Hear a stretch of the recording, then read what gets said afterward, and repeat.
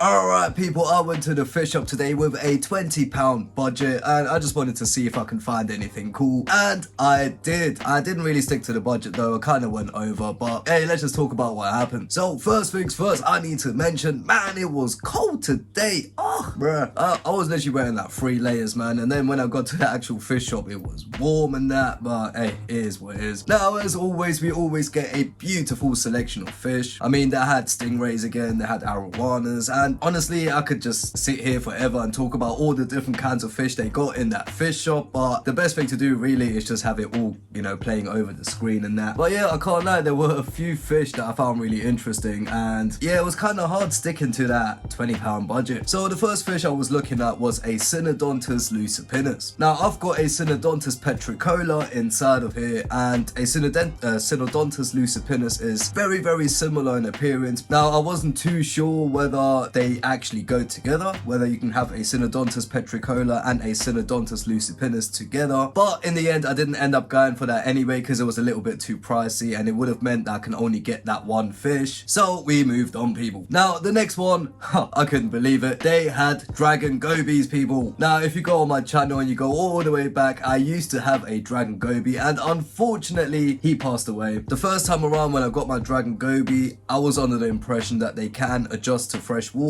However, the guys at the shop, they were kind of like, they're not too sure about that. They are mainly a brackish species. However, when I got home, I've done a bit of research again, and there are a few people who are very adamant that you can make them work in fresh water. So who knows, I might go back to the fish shop and grab myself one of them. But yeah, at the time when I was there, I didn't really want to risk it because you don't want to buy fish if you know they're going to pass away type of thing. But the dragon gobies are really, really cool. Now, the next one, oh, I got so excited, people, so excited. It was hermit crabs, man. You see, I saw them, I took a video, I went straight to the front and asked them, yo, are they fresh water? But of course they're not. They are brackish. They can survive in fresh water for a while, but you will need to switch them over to brackish water every now and then. Now I do feel like doing a quick experiment and, you know, just buying one and see if it would work out. I know it's a little bit harsh, but at the end of the day, you're not really gonna find out anything new if you don't do an experiment.